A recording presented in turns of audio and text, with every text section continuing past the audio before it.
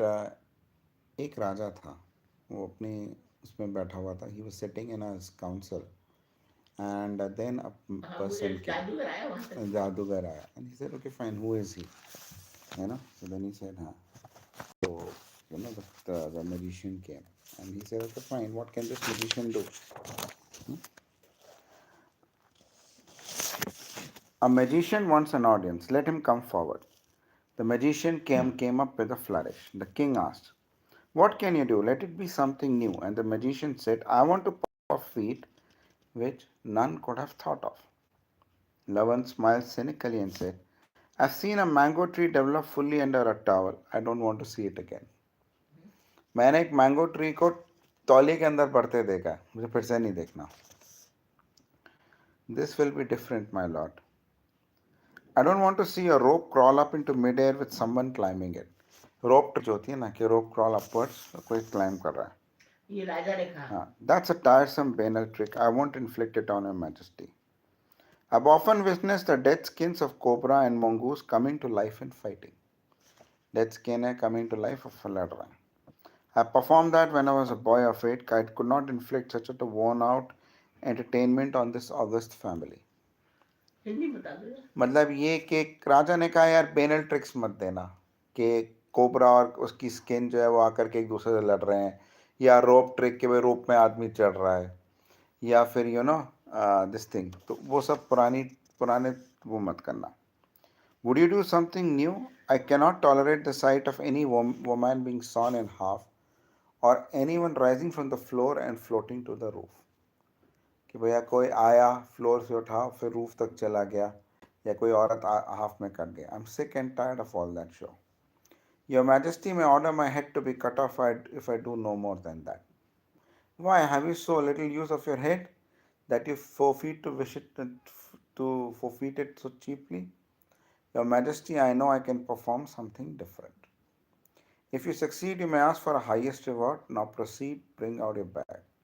I have no bag. मेरे पास कोई bag नहीं है. That's a good sign. No bag of tricks, then what have you? Only these, said the magician. Only these. और उसने अपनी आंखें दिखाई. Indicating his own eyes and opening them wide. और उसने अपनी आंखें खोली और एकदम बड़ी बड़ी बना ली. Only what? asked the king, looking up. When his eyes met the other's eyes, everything changed. The Prime Minister, who always stood on his right, faded out of the view, and the Darbar hall with its golden pillars and carpet dissolved. Prime Minister उसके साथ जो खड़ा हुआ था एकदम feud, और दरबार hall जो था ना जो कि था फेडेड, वो पूरा डिसॉल्व हो गया. The very seat on which the king had been sitting was gone. जो सीट जिस पे के राजा बैठा हुआ था वो चली गई थी. He found himself all alone in a wide field in which grazed a horse of pitch-black color with a flowing mane. और उसने देखा कि एक बड़े से उसमें पर खड़ा हुआ है मैदान में, और एक घोड़ा है जो कि पूरा काला है ना. दरबार गायब हो गया ये. It rolled its eyes wildly and foamed at the mouth. It bounced, capered, and dug the earth with its hoofs. है ना. The king had felt challenged. He caught himself muttering, if I can't seize and break that horse, I shall be worth nothing. तो राजा ने कहा इस घोड़े के ऊपर चढ़ के देखा जाए. He approached it cautiously, but it shied away, tossing its head haughtily, awaiting his approach, and hounded off again and again. The king enjoyed the thrill of the chase and did not notice how far he had strayed. तो मतलब ये कि घोड़ा आगे जा रहा था, ये भी पीछे जा रहा था. The draws drew him into strange regions. अलग-अलग जगह पर घोड़ा लेके गया. At length he became infuriated and springing forward suddenly seized its shaggy mane and heaved himself on its back. उसने उसके बाल पकड़े और उसके घोड़े पे बैठ गया. And the horse flew, और घोड़े ने भागना शुरू किया. It whizzed through the air, racing and galloping as if the earth, trees in the fields and other impediments were just not there. It cut through the air, jungles, trees and hedges, valleys and meadows. Lavan found himself blinded and breathless as he clung to its, अब राजा जो था उसके ऊपर खड़ा हुआ था, back. He dug his heels in his flanks, circled its neck with his hand, Oh my God, tired of this. With his arms and flattened himself on his back. The horse moved not only horizontally but also vertically through the air, and the branches of the trees him on the head. He shot out his arm to ward off a boar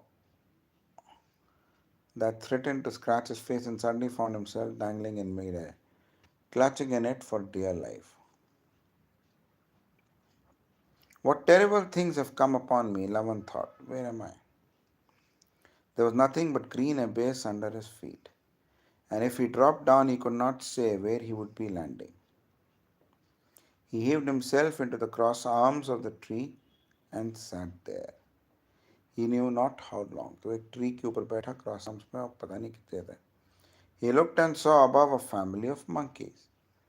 वो tree पे बैठा, उसने ऊपर देखा बंदर है, green Abyss, पता नहीं कहाँ है, monkeys हैं. The father lay on his back and the mother was searching for his coat for her life. तो बंदर जो था बैठा हुआ था, उसकी बीवी उससे जुआ निकाल रही थी, बंदर की उससे. And the little one was capering up and down, restrained often by one or the other of the parents. और उसका जो छोटा बच्चा था वो ऊपर नीचे कर रहा था, एक बच्चा जो पेरेंट जो था उसको रिस्ट्रेन कर रहा था. Who pulled him back from the tail to safety. Suddenly all of them stood arrested and kept watching him. Their eyes seemed to mock him. They are in their own world and I have strayed in here by mistake, he thought. अरे तो उनकी अपनी अलग दुनिया में यहाँ पे आ गया. Who am I anyways? I was a king, I had authority, a palace, and so many who bore differently when I passed and disappeared, when I looked severe, and now here I am in a tree, wearily like a monkey. अरे मैं तो एक राजा था, दुनिया लोग मुझे follow करते थे. अब मैं एक पेड़ पे हूँ बंदर के साथ हूँ, बंदर अपने जुएं खिंचवा रहा है, एक दिस थिंग. मैं कहाँ आ गया हूँ? Perhaps in a tree the monkey is superior to the king and I have to accept the status. हो सकता है पेड़ पे एक बंदर जो है राजा से बड़ा हो, मुझे अपना स्टेटस एक्सेप्ट करना पड़े. If I attempted to climb, I'm sure the monkey would climb higher and still look down upon me. Before the situation worsens, let me get out of this place. I would rather perish in whatever may be awaiting me down there. ज़्यादा बुरी हालत हो यहाँ से निकल चलो, नहीं तो गड़बड़ हो सकती है. मैं नीचे ही चला जाऊँ, बेटर है. He looked down. Anything might be there in that wild greenery below. अब उस ग्रीनरी में तो कुछ भी हो सकता है. Beasts which might make a mouthful of him, or reptiles or wild men who might want to torture him. Reptile भी हो सकता है, beasts हो सकते हैं, wild men हो सकते हैं. He let go of his hold and went down, his fall cushioned by the foliage. और जब वो गिरा तो पेड़ से तो उसका foliage पे वो गिरा और वो fall जो था cushion था. His face bled from the scratches and his feet etched with the impact of the fall, but he felt happy to be back on the firm earth, away from the flying horse and away from the lofty monkeys. अपने दरबार में आ गया. नहीं, जमीन पे आ गया. और दरबार तो कहाँ है? दरबार तो कब का छूट गया. He did not know which direction to take, where to go, but he had to go somewhere. नीचे गया, उसको पता नहीं कहाँ जाना था, तो कहीं तो जाना था. He paused for a moment and suddenly started walking. He walked on and on. When night came, he lay on the ground and fell asleep. गया, चलता गया. जब रात आई तो वो रुक गया और सोने लगा. He could not judge how many days he spent or how far he had gone and from where. All that he was aware of was the path ahead and the pain at his joints. His clothing was ragged and he was covered with sores. His clothing टूटी हुई थी, फोड़े फुंसी आ गए थे. Hunger and thirst racked him. और भूख और प्यास से मारा जा रहा था. When he could not move another step, he lay on a faint on the hard ground, hoping to be dead soon.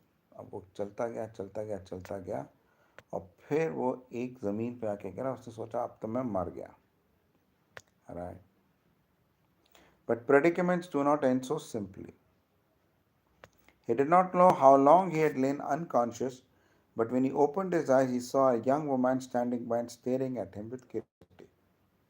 अब वो सोता गया, फिर उसने आँख खोली तो एक यंग सी औरत उसके सामने मिली.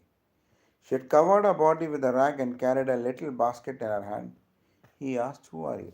उसके पास एक basket था. उसने कहा कि भाई कौन हो तुम? Why? She asked. He said, "I'm hungry, I'm thirsty." What have you in that basket? तुम्हारे उसमें basket में क्या है? मैं कहा भूखा और प्यासा हूँ. She said, "Food which I'm carrying to my father who's chopping food in the forest." मैं अपने पिताजी के लिए खाना ले जा रही हूँ. What food is it? The usual things she said. Nothing for a feast. जो normal चीज़ है feast के लिए कुछ नहीं. Oh, give it to me, he cried. Save me, I'm dying. Give me anything. It is from my father, the girl said firmly. Have you no heart? No, I have no heart, she said. Who are you? The king at this point still remembered who he was. He said, I'm a king, that is, I used to be a king. Forget all that. Give me that food, I will reward you when I'm back in my kingdom. तो मुझे खाना दो. मामा सुनो ना, मैं तुम्हें award दूंगा जब मैं अपने किंगडम में वापस पहुंच जाऊंगा. The woman said, You may be a king, but I am not. I am of the lowliest class. तुम एक राजा हो सकते हो पर मैं सबसे नीची जाति की. अम्मा सुन लो मामा. बेटे सुन ले. उठो उठो. Class. My father is a चांडाल. मेरे फादर चांडाल है. We cannot give you any food. हम तुम्हें खाना नहीं दे पाएंगे. I would be committing a sin if I gave you the food contaminated by my touch. I do not want to commit this sin and go to hell. You belong to the Kshatriya class. I belong to the lowliest Chandal class. The king said, Forget that I mentioned the word king. अरे तुम भूल जाओ मैं राजा हूँ. I'm a Chandal. Actually मैं चंडाल ही हूँ. ठीक है ना? I was joking with you. Do I look like a king? I don't care what you look like, she said. This is the flesh of a hawk. ये एक hoc का flash है. अम्मा सुन लो. दो तीन पेज की कहानी और बच्चे. From which I've cooked with a little wild rice and greens gathered from the garden. जंगल में से कुछ greens और white rice लिया और एक hawk का जो फ्लैश था. As she went on describing the food, though it was an unsavory combination of things, his mouth watered. He told her, Please describe your food. खाने को दो.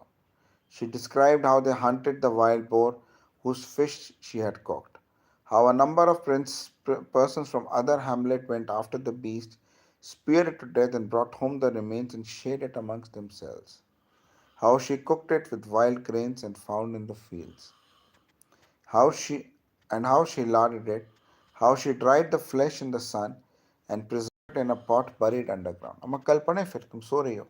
नहीं हम सो रही हम सुन रहे. मतलब उन्होंने कैसे उसको किया, फिर उसको मारा, फिर वाइल्ड ग्रेन से उसने कुक किया, लाडेड इट, और उसने फ्रेश को ड्राई किया इन द सन और प्रिजर्व किया in the pot underneath. The king felt desperate and said, I am dying, give me that food. मैं मरा जाने को खाना दो. She said, no, I am doing what is proper for my caste. I cannot violate the code which says that I should not feed someone of higher caste. I do not want to go to hell. If you're dying of hunger, I can't help you. The king fell at her feet and said, Take pity on me and save me. She said, I can save you on condition that you do what I say. If you marry me, you become my equal, and then I can give you all the food you want. But first, let me speak to my father. The king thought it over, and proposal seemed simple, sound, and perfectly reasonable. He said, All right, I will come with you to see your father, but I'm unable to walk. I'm very tired. If you're tired, you will have to get more tired, that's all. If you want to make an excuse not to marry me, you may die of hunger. Oh, woman, you mistake me. I do want to marry you. I adore you. I will come with you. When they reached the heart of the forest, they found a shrunken old man chopping wood. Amma sun rahi ho? Ut jao, mama, ut jao. The girl went very close to him and explained the situation. The father asked the girl with his eyes on the king, You want to marry this man? The girl said, I do not want to marry anyone, but he must be saved. The father looked at the king and said, Do you want to marry this dirty girl? She's hair-lipped, ugly, uncouth. She's a Chandal woman. Dirty, uncouth, वैसी ये Chandal औरत है. मुझे शादी करोगे? She was born to a concubine of mine. ये मेरी concubine की थी. I do not remember who her mother was. उसकी mother भी थी, वो कौन थी पता नहीं. But if you want to marry her, I will not object. अगर तुम्हें शादी करनी, object नहीं करूँगा. The king blurted out, I want food. मुझे मजबूरी में मेरे को खाना चाहिए. The woodcutter said, you will get food when you have become her husband. जब तुम उससे शादी कर लोगे तुम्हें खाना मिल जाएगा. In course of time, the king was quite well settled as the son-in-law of the old woodcutter. समय के साथ किंग जो था एकदम well settled था as the son-in-law of the old woodcutter and lived with the family in a hut which was roofed with coconut thatch. One evening the woodcutter died, and the next day they buried him in their yard, and the king became the head of the family. He speared the forest animals, skinned them with his own hands, and maintained the food supply at home. Sometimes he went into the forest to cut wood. In time he lost all memory of his identity. कभी कभी वो अपना लकड़ी काटने के लिए जाता था, कभी कभी जानवरों को मारने के लिए आता था. If anyone had asked him who he was, he would have said, I'm of course a hunter living in the forest, married to a lovely woman. He had become blind not only to his own identity but also to the of the hair-lipped Chandal woman. He had become a slave, and as the years passed, she bore him 4 sons. He clothed himself in his tree bark, and his hair was matte and long, and his nails had grown claw-like. तुम सुन रही हो मम्मा? अरे क्या मम्मा, ये क्या है? उठ जाओ, उठ जाओ, बस 5 मिनट और. A great famine struck out the land, and all the vegetation dried up. All the water in the ponds was gone. Most of the animals went away, and the few that had been caught in this famine stricken corner of the world lay dead, and was so parched that there was no flesh on for them to eat. The trees stood gaunt and bare, and one day a small fire started a bamboo thicket and came raging across the entire area. Lavan with his family had to move off. The king carried on his head a basket filled with ornaments of the household such as hunting knives, spears, and some dried skins, and a few ragged clothes. His sons were fairly grown up to now. He told them, my boys, I cannot support you any longer. You will have to fend for yourselves. Do not follow me, but go on your own ways. At this, the wife flew at him. How dare you talk to the children in this manner? Have you no heart? You want me to turn them out? Children, children, the king cried, they used to be children. They are old now. Do you not see that the oldest is middle aged? Do they seem like children to your eyes? Yes, they do, said the woman, and it is your business to keep them as long as they want to be with us. I want all my children to be with me. The king detested his first 3 sons, who always seemed to sit around their mother and chatter away, looking to him to bring food and water. But he was deeply attached to his youngest son, who was now 20. So they moved on without breaking up. They walked and walked without food or water until a time came they could proceed no longer as a family. One by one, the first 3 sons deserted when they found that the father could support them no more. The king became extremely weary, especially when nagged by his wife. What a man you are! When you could not support a family, why should you have married? Did you think that you could throw away children when they were born? Oh, you monster, you have driven away those 3 children. I do not know where they are. The king bore it all patiently. He merely said, we will come to rest somewhere. We cannot go on like this. There must be green paths somewhere. When we get there and get settled, I will go back and search for the lost sons.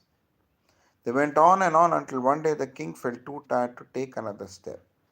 But he saw his son lying on the ground half dead. He bent over him and said, boy, be courageous. You will have something to eat soon. The boy whispered, where is it? I say nothing. I want meat, cooked some meat. He was nearly in a delirium. The king said, all right, I will cook your son. Wait. He went over to his wife as she lay in a drowse under a tree and said, I will provide meat for you and for that child of hers. Stay here for half an hour and then look behind your yonder yoke. You will find meat cooked and ready to be eaten. If you have any salt, sprinkle on it and eat. What about you? She asked. He was touched by her concern for him. For the first time in many days, she was showing considerations for his feelings. Do not worry about me, I will manage. But on no account should you stir before I am ready. You will soon notice a fire on the other side, and when it subsides, come, find your food ready. Meanwhile, sleep. She patted his son and said, You will have food soon, my son. Sleep in peace. The king said as he left, Be sure to give this boy all the food he wants, all the meat he wants. Beyond the rock, he gathered faggots and dry leaves and struck a flint and lit a fire. When it was satisfactorily crackling, he cried to his wife, Do not move, come when the fire has died down. So saying, he jumped into the fire, screaming, Don't take out the meat before it's well cooked. Have your salt ready. With that, the king woke up. He saw that he was still sitting in his usual seat in the assembly. The ministers were around him. He looked about him and said, Have you been here all this time? The minister said, Yes, your majesty, we have not moved. Lavan said, I don't understand. How long has it been? The minister said, Your majesty, how long did I sleep? Well, perhaps a minute or two, your majesty, not more than that. The king cried, But I passed through 70 years. I passed through a whole lifetime of 70 years, did I not? He looked about and cried, And where is that magician? And everyone looked about, but the magician was gone.